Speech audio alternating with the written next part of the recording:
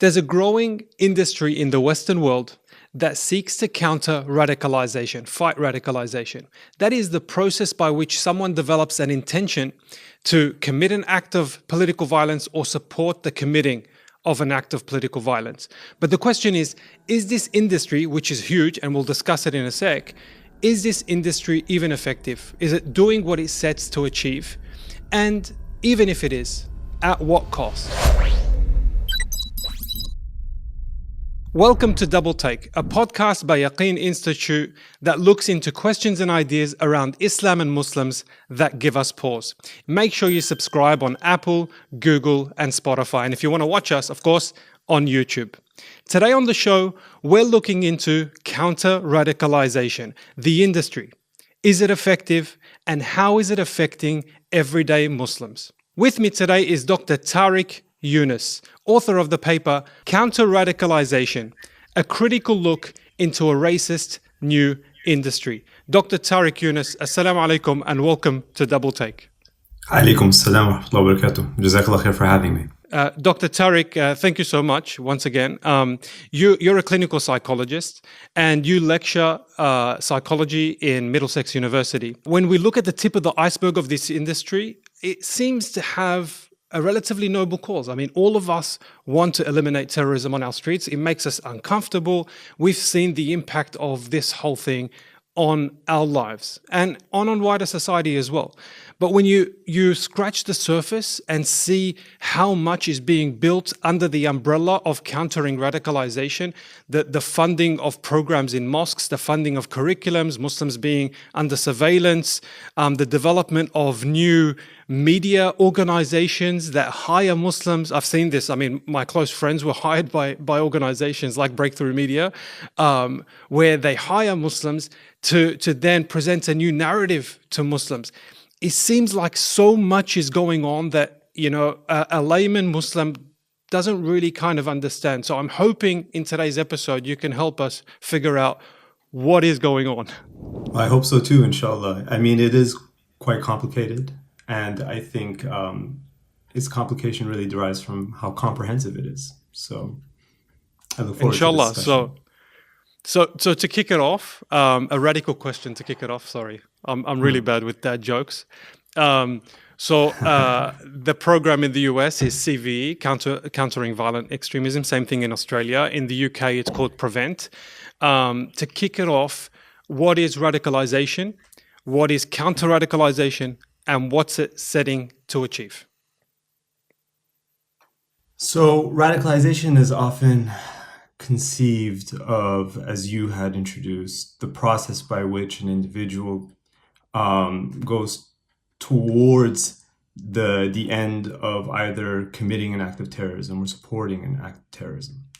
And counter-radicalization then, in a way, symbolically, is trying to act any point throughout this process. So at any single point by which a person can even inch a little bit closer towards terrorism, counter-radicalization comes in between and attempts to rhetorically, prevent that from happening.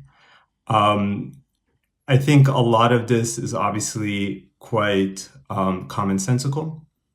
It comes obviously from the sort of, if we think about it in medicine, that, an ounce of prevention is more valuable than a pound of cure. So there is a lot of that sort of logic of prevention, which is sort of intrinsic to counter-radicalization.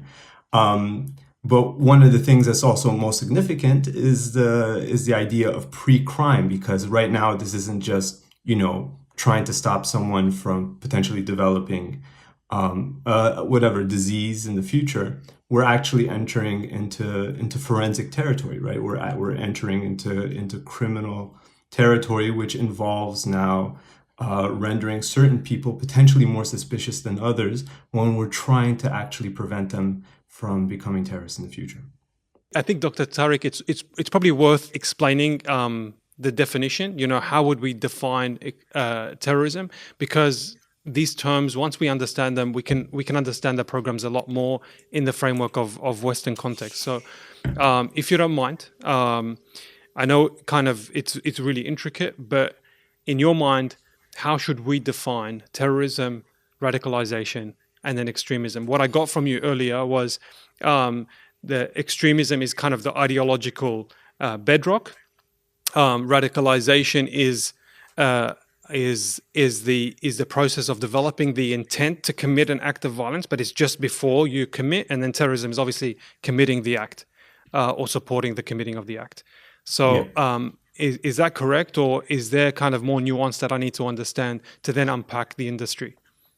I mean, I think that's sufficient just for the sake of discussion. I think radicalization is probably a little bit closer to prior to developing the intent, right? So that's why counter-radicalization can operate in spaces such as nurseries, 4-year-olds being referred to counter-radicalization, right? So why would a 4-year-old really need to be referred to counter-radicalization? It's not because they have any sort of intent. It's because it's presumed that there's things in the 4-year-old's environment, based on what they said, etc., that might potentially lead them way down the line, in 20 years to commit an act of terrorism, right? So this is the inherent issue. It's also very almost a self-fulfilling prophecy of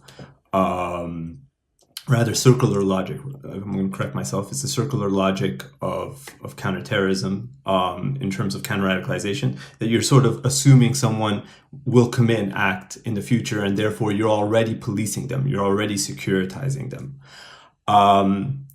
I think there's been a lot that's already been said about the definition of terrorism, or the definitions. I mean, in the 80s alone, there's been over 100 definitions of terrorism. And this has been a very widespread discussion that ultimately terrorism can really not be defined outside the power of the state. So it's really the state who gets to really determine what sort of acts are considered political acts, political forms of violence, and which are not. I mean, if we take one of the largest counterterrorism databases, which is the Global Terrorism Database, it defines terrorist attacks as the threatened or actual use of illegal force and violence by a non-state actor to attain a political, economic, religious, or social goal through fear, coercion, or intimidation.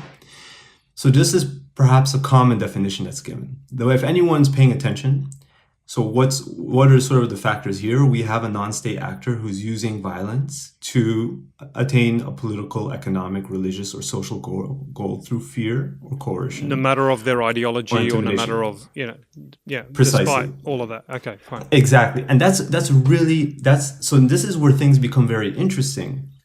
Because if I'll draw just on my own personal experience, I was once walking down the street in Germany. I've been attacked several times, by the way, on the street. But this one I remember very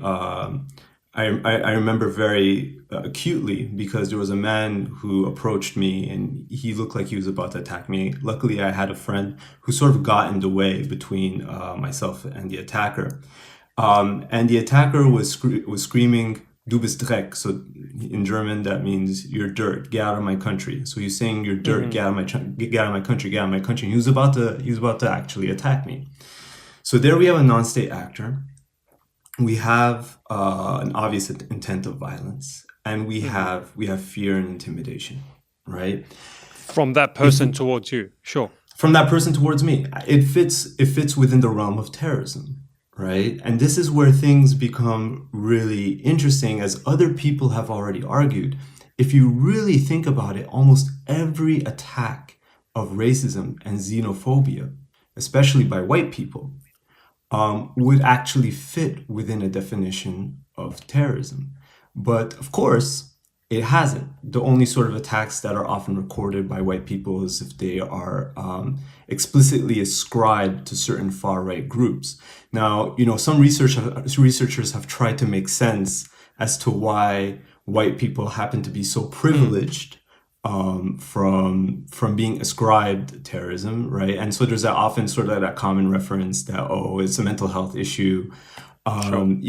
If they're white, and they're terrorists if they're brown. But it really is that stupid. It's quite extraordinary how much that sort of dissonance in trying to overlook certain forms of violence and really also then categorizing other forms of violence according to certain people to be terrorism, has been inherently a problem that's never been resolved. And it's really at the heart of, you know, who is really now defining what counts as a terrorist act. So let's accept that definition for the sake of argument. You're saying it's a non-state actor, so someone who's not part of the government, who's using violence for, you know, political means, economic means, whatnot. I'm okay with that. As a practicing Muslim, as someone who just wants to pay the bills, I'm okay with calling someone a terrorist if they're using political violence or violence to you know, rock the boat and shake the system. And you know, why do we want that? I just want to live a comfortable life. So what's the problem with that definition? Are we okay with that? So the problem isn't necessarily then the definition itself. The problem is that it's inherently racialized. Okay, from its inception, there's a really fantastic book which I always recommend to anyone to read. It's by Lisa Stempniski. The book is called Disciplining Terror.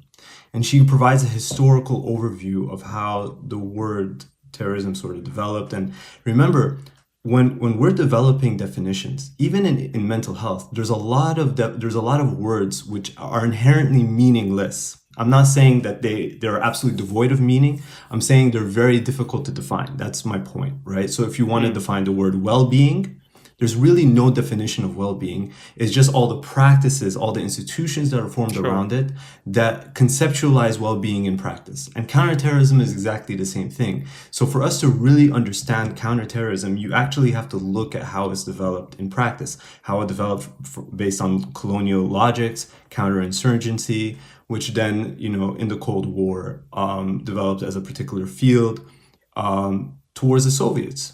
Really? So it wasn't something that was reflexive. That's why this idea of domestic terrorism is actually quite new in the field. So when you're asking me right now, there's technically no problem with definition. It's really, at that point, these things have never been issues of definition. We can always sit down and find what we think is the way they're practiced. Like it's basically what's done in the name of that definition, right? Precisely. And what's not done as well. Exactly. And it's not just then the institutions that are built around. So if we're taking the war on terror, right? The war on terror is a humongous social conflict that's now global, right? China, Saudi Arabia, Egypt, everywhere around the global north, they have all ascribed to the war on terror, right? As a strategy. And they have built institutions upon the strategy which target particular populations, right? And has particular political goals. And I think here is really, really important.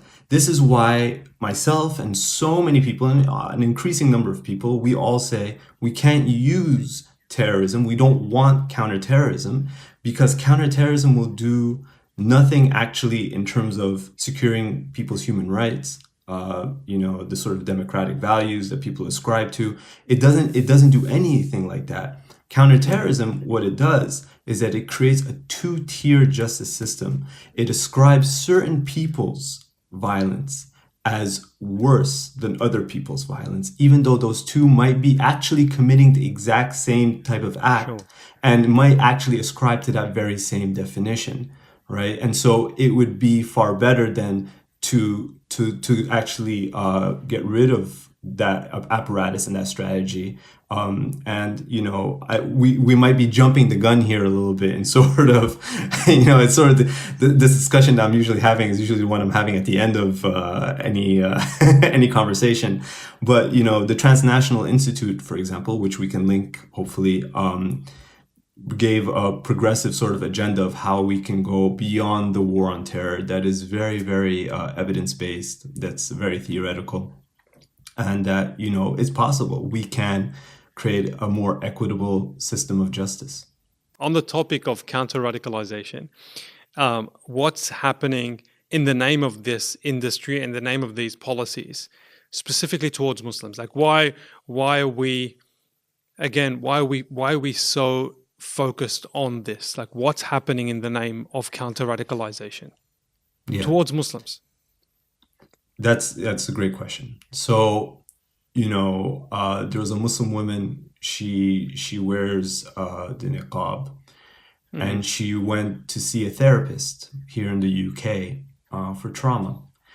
And her therapist, with a smile, told her that one of the successful signs of treatment will be her ability to remove her niqab. And that was obviously a huge shock to her.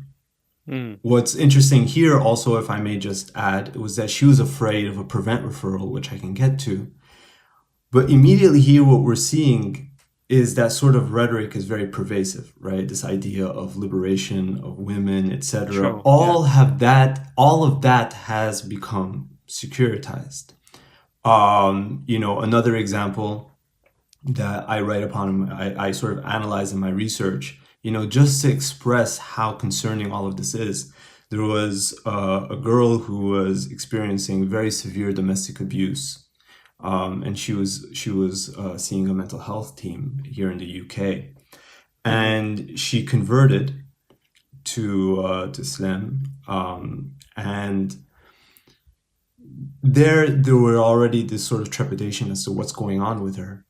She's still experiencing domestic abuse at home.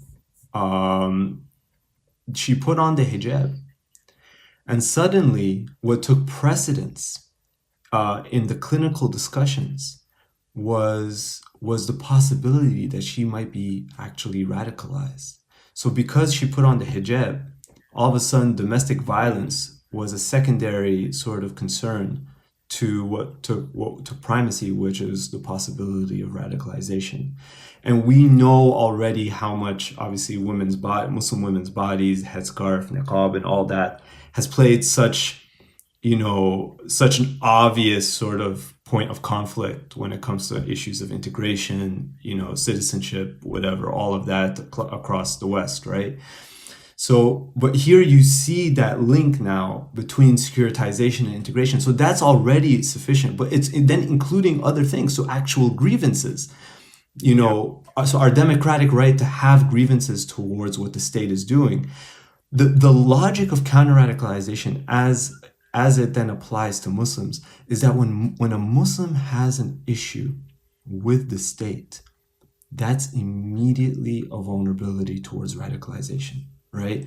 And it's so much so that they even write that if a Muslim has, or someone has a problem with counterterrorism policies itself, that's indicative potentially as a vulnerability to radicalization, right? So you can't even critique the very thing that's sort of suffocating you without giving the appearance of potentially being vulnerable to radicalization, but then also subsuming all these other political grievances, especially Palestine. And we absolutely cannot forget right now, we have so many case examples across the West as to how activism towards Palestine has become securitized, right? So all these issues that we find are incredibly central for the Muslim community that are all now located within this pre-criminal logic. Like when I'm supporting counter-radicalization policy, what am I supporting? Like what am I doing to society, generally speaking? If you can just summarize that for me, because I know that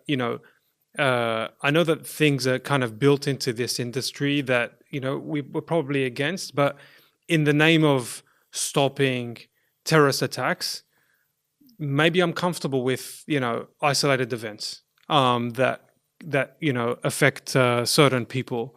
But in your mind, it's much bigger than that. What am I doing when I'm supporting these policies?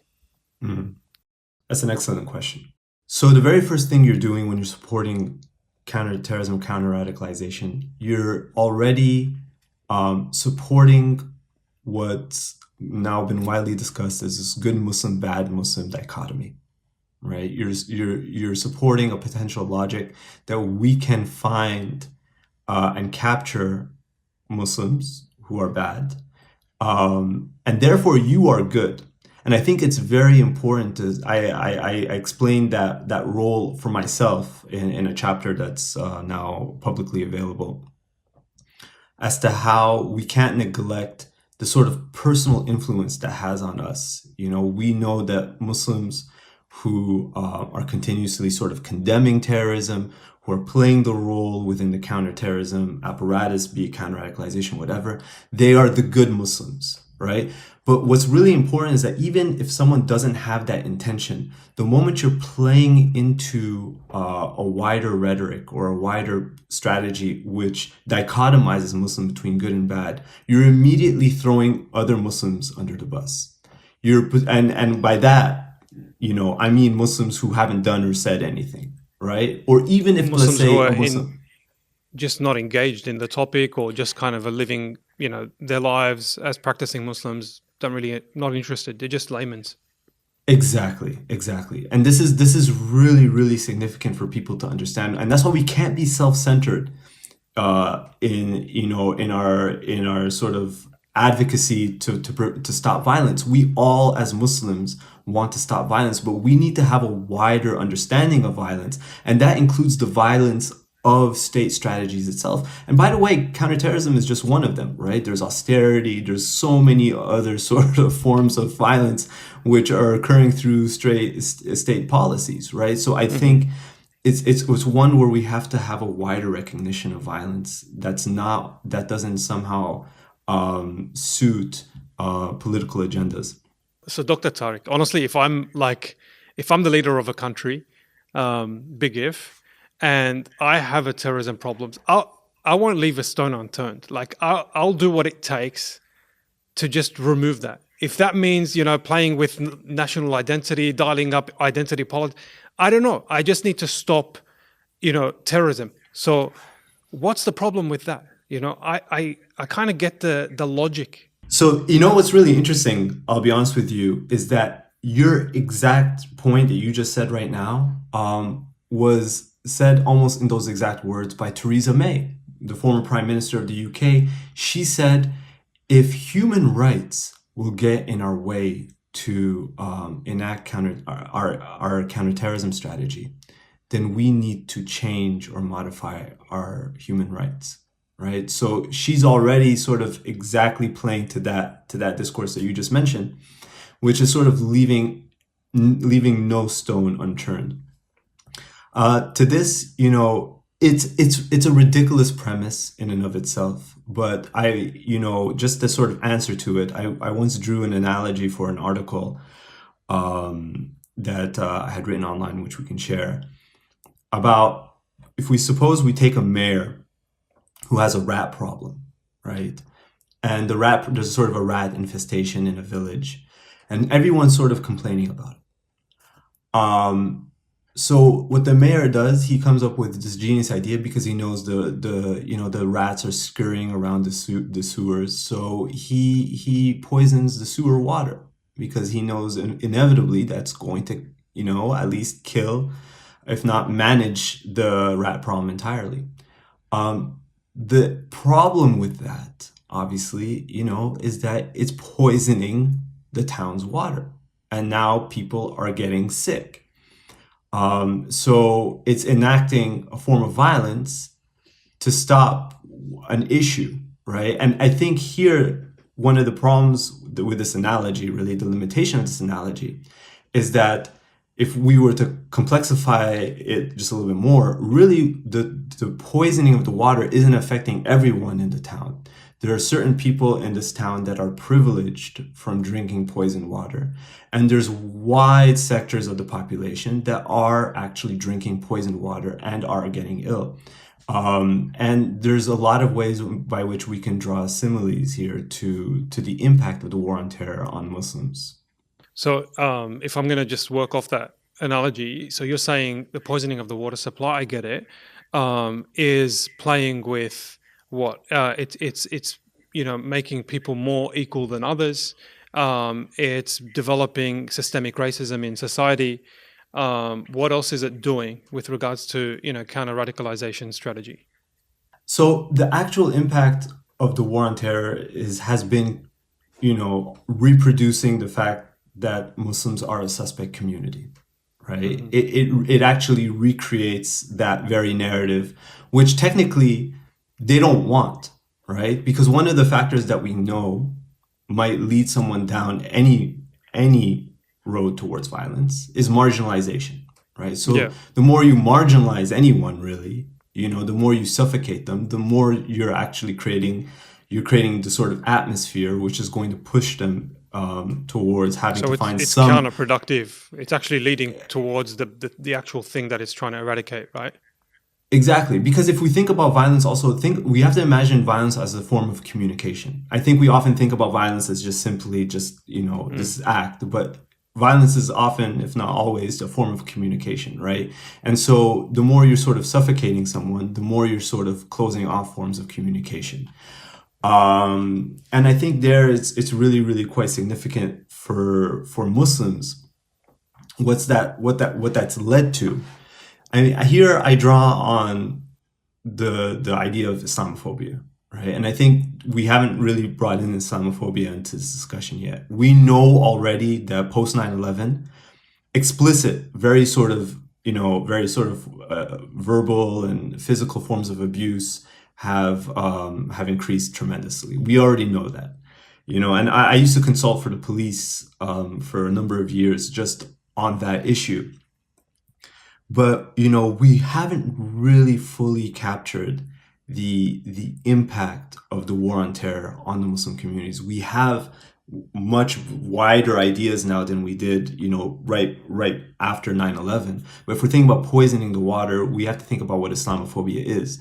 And here, Salman Saeed, he thinks he frames Islamophobia as one in which Muslim agency is depoliticized. So that sounds complicated, but really it's just about that Islamophobia comes from the violence of trying to manage ideal Muslim thoughts and behaviors. So that this is what an ideal Muslim is, right? And everyone outside sort of these boundaries is problematic.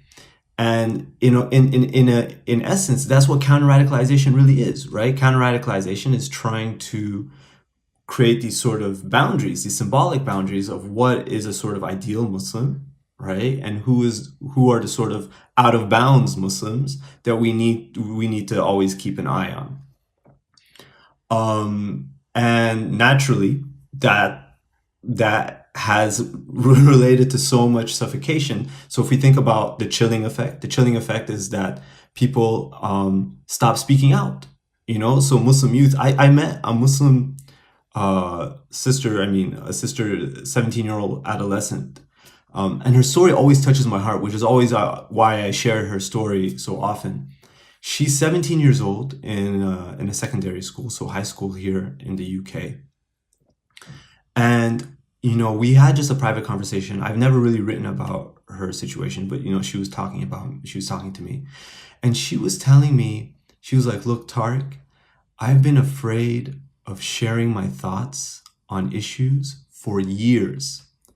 For years, a Muslim adolescent, 17 years old, has been afraid of sharing her thoughts, right? Now, 17 for years, so how long of her adolescence, if not all of her adolescence, she's been afraid of speaking out, of sharing her thoughts. And here we need to also remember that, voicelessness, is not just the absence of words, right? When someone is afraid to speak, it's not simply that they don't have words in their mouth. That type of voicelessness is a very acute embodied suffocation, right? It's an anxiety. It's a sort of embodied, apprehension of, if I'm going to say something, how are other people going to perceive me? Right? And we know that's so well documented. If we're talking about poisoning the waters, we really have only touched the tip of the iceberg of how much this has impacted Muslims. Now, clearly, there's going to be other Muslims who are going to, probably love playing the part. They're going to say exactly the best way of playing sort of the ideal Muslim, right? And they're going to feel very safe in doing so. Career opportunists and whatnot. Yeah. Yeah. So okay, let's say I'm in your mayor's town. because I like this analogy because it's starting to make sense to me. And let's say, okay, I'm telling the mayor as a practicing Muslim, don't poison the water because it's affecting society. It's making my nieces and nephews suffocate because they can't speak up anymore. They're starting to question their identity and, the whole idea of good Muslim, bad Muslims. And then the police are starting to kind of racially profile certain people, and it's building, a barrier between some communities and the others. So it's really poisoning the water supply. But as a practicing Muslim who wants to make sure the rats are eradicated, what am I to tell this mayor? What am I supposed to support him with if I'm telling him or her that their strategy is just not working and it's helping or leading to a decayed society in many regards? How can I partake in the countering of radicalization or countering of terrorism if that's not the strategy that I'm going to kind of push towards? Jazakallah khair. I think that's really sort of the golden question, right? Because, and often, by the way, when I speak about this, and I do speak and teach on this quite often, really your question can be summarized into what is the alternative? Clearly, if this is so much violence, and everyone might agree, listening to this, that there's violence here, but they might still recognize that, there's still some form of violence or political violence which is occurring. So what can we do with that? So my answer to this is really twofold or threefold, really. I think I'm going to signpost the last point, which I really, really have to talk about. And I'm going to just say it out loud so we all remember. We have to understand. We have to broaden our understanding of violence. That's really, really important. And I'll get to that. But I think first of all, what we see already with the mayor's approach is that it's a top-down approach, right? And the war on terror and counterterrorism as a whole, and all these various sort of propaganda units and all these things that are being sort of embedded within, increasingly risk-based surveillance societies. These are all top-down approaches. So really, ultimately, that's inherently the issue with the mayor, right? You can't stop making these decisions on your own, right? But one of the things that the mayor is going to accuse, let's say, this is where maybe there's limitations in the analogy, right? But there's a point here whereby there was immediately a logical jump that's been made after 9/11, especially sort of post 2003, trying to understand counter-radicalization, is that the Muslim communities aren't doing enough, right? Now, this is something that few people have really unpacked or asked. Is that actually true?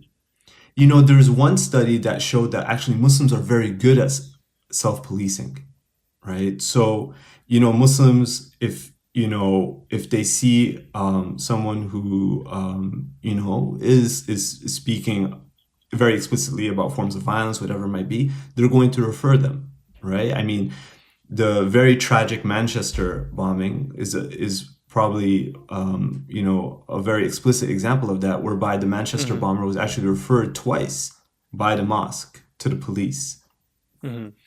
So there's a point here to be said, okay, if we as Muslims were responsibilizing ourselves, what are we responsibilizing ourselves for, right? And I think there's a point here whereby it's quite difficult to distinguish the responsibilities that we have among ourselves, towards each other, and towards society, and the responsibilities that are given towards us to preventing potentially something that, it's inevitable, the different forms of violence which are going to occur in increasingly unjust and unequal societies. And some of those will obviously also be committed by Muslims, but obviously we're seeing that a lot of the violence is there's a great book called Age of Violence, which is showing that sort of protest in general is increasing across the world. So we have to, I think, be very clear with ourselves here. What is it that we weren't doing enough of? Because I think a lot of people will immediately just jump to the same conclusion that the state is giving them, which is that the Muslim community just simply hasn't done enough to find and stop that. Okay, so I think that's a really important point. I think there's another point here. Then, you know, if we're going down that road, it could potentially be that everything that we actually had, let's say trust in one another, you know, those are probably one of the most significant factors whereby, let's say, a youth, you know, I've had youth come to me. This has also been documented in research, right? But just speaking anecdotally, I've had youth come to me who might trust me in sharing, like, you know, whatever issues that they're going through, trying to conceptualize different problems, right? And that trust is so significant because that's sort of that organic way of talking about these things.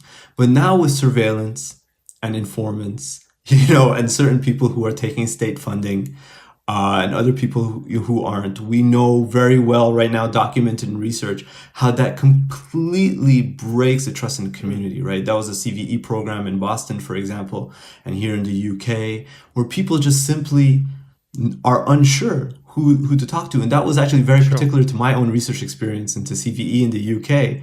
I mean, you can tell from my accent, I'm not from here. So I'm going around to people. I'm like, what's your thoughts on Prevent?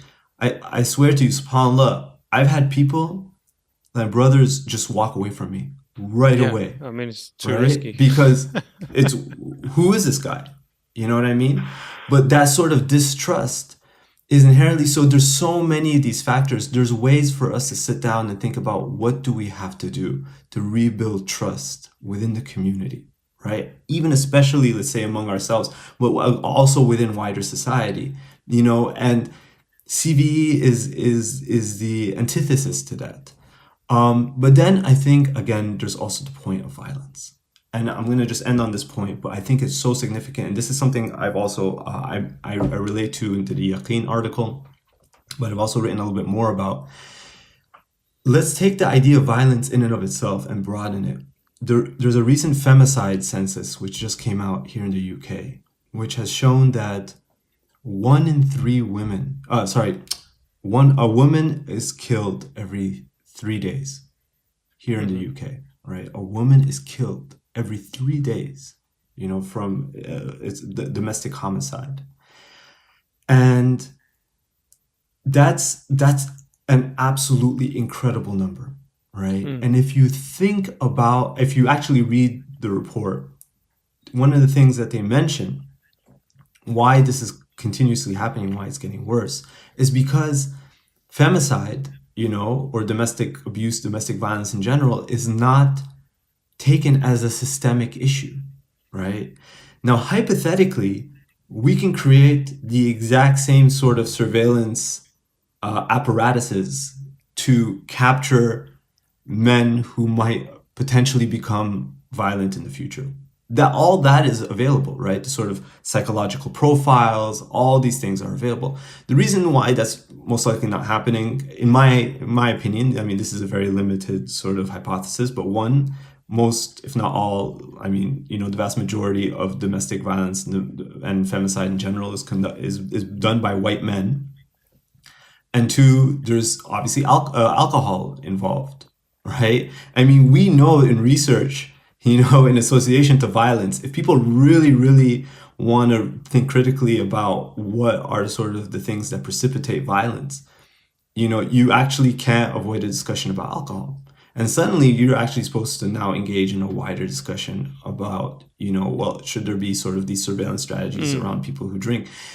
This might sound like I am, you know, sort of conveniently deflecting the question, but really I'm not. What I'm really trying to do is trying to account for the fact that, you know, why is it that we framed it that this is a systemic issue for the Muslim community that has to shoulder and responsibilize itself towards political violence and not potentially domestic violence or all these other forms of violence? I mean, in reality, we shoulder all that violence equally, but also equally among ourselves as society. It's not only among us within the Muslim community.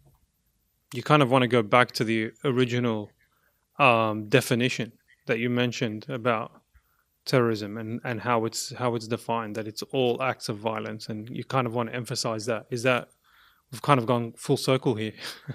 Yeah, I mean, in a way, think about how racist violence in general is protected, right? So racist violence is never really seen as terrorism, even though it would technically fit the definition, right? And so now Muslims have to shoulder a responsibility for a two-tier justice system, So I think we need to think critically about the weight of the things that we're shouldering, right? And I think it's the fact that we don't have that theoretical clarity. We often have people, as you said, opportunists, others, people who sort of clamor and reach these positions, who engage in these strategies. We need to come together and really try to understand. I'm with you. I'm with anyone. Anyone comes to me and says, Tarek, let's work on violence, right? Let's do it. But let's also then think critically about what we're talking about in terms of violence, and how we can do this all together as a society, as communities that depend on each other, etc., without it being sort of mayor poisoning the village's waters. So it's so if I was to summarize, the alternative is to redefine the problem from counter-radicalization to countering violence in general, because that way you're not kind of targeting certain groups, or certain kind of identities, and it's violence full stop. Is that have I understood that correctly? Yeah, I mean that's I think one part of it. It's definitely it would be a major part, right? Because what you just said Yeah. would be to technically dismantle the war on terror and all its sort of strategies and apparatuses. I think inherently terrorism develops a two-tier justice system. So if we want to bring that back, we technically have to dismantle that. The Transnational Institute in their report on leaving the war on terror, they talk about democracy. They talk about real, actual evidence base, right? So Yeah. so what I've written about counterterrorism is really, really important in terms of a very particular function, is that it creates policies that are not evidence based, but then these policies, evidence is constructed upon them. Right. So there's a difference here between evidence-based policy and policy-based evidence. So it's politics being enacted preceding actual evidence and research Yeah. collection, Fair enough. which is what we call pseudoscience, right? So it's not like, okay, let's actually understand the problem, and come together and think critically and reflexively. It's very difficult to do that in counterterrorism because inherently the politics of the entire strategy comes first. There's other things, human rights, protection of human rights, and other things that they talk about, community consent, accountability. There's so many of these factors. I do encourage everyone to read that report if anyone's interested. Dr. Tariq, you've certainly explained the topic to me. I feel like I went through a radical course just now. No, I'm just joking. If I was to bring my 9-year-old niece, who's going to ask you a question, what's your problem with counter-radicalization? How are you going to explain it to her? And how are you going to explain... It's a good thing she's asking, actually, so she hasn't suppressed the Yeah. question. So how are you going to explain it to her, and how are you going to explain what the alternative is? Oh boy. So I'll be honest with you. I'm sorry. I would have to bring her back to you and say I don't really know yet how to talk about this with my daughter. But I'll say this. Inherently, I think the issue of counter-radicalization, we need to bring it back to Islamophobia, right? And I think what we might need to explain to our children is that Islamophobia is felt most when you feel like you can't just be yourself as a Muslim, that you feel like other people are looking at you the way you are as a Muslim, the way you act, the fact that you're about to go pray, or potentially that you want to wear a hijab. And you're really concerned about how other people will see you. And it's that concern, that point of anxiety. Unfortunately, counter-radicalization almost operates in that space. And we already know that there's been trainings whereby like people who put on a hijab, it could be seen as a risk factor, brothers who grow their beard. I think to explain to a 9-year-old, we just want to first of all tell them that it's okay for them to feel that way. They're not alone in feeling that. We all do. And we need to come together in recognition and trying to understand where that comes from. And that's what we're going to do as a community, inshallah. I'd add to that, if you don't mind, that that I probably won't tell my 9-year-old niece, but when she grows up, I'd tell her that this whole industry is counterproductive anyway. You suppress a community enough, they start questioning themselves, they suppress themselves, they feel ostracized and disenfranchised, and that leads to all sorts of stuff. So a lot of navel gazing needs to happen, I think, in the industry. So thank you so much, Dr. Tarek Younis. And we appreciate your work with Yaqeen Institute. And those of us who haven't read the article, Counter-Radicalization, a critical look into a racist new industry, make sure you do so on yaqeeninstitute.org. Jazakallah khair, and thank you very much, Dr. Tarek. Jazakallah khair to you.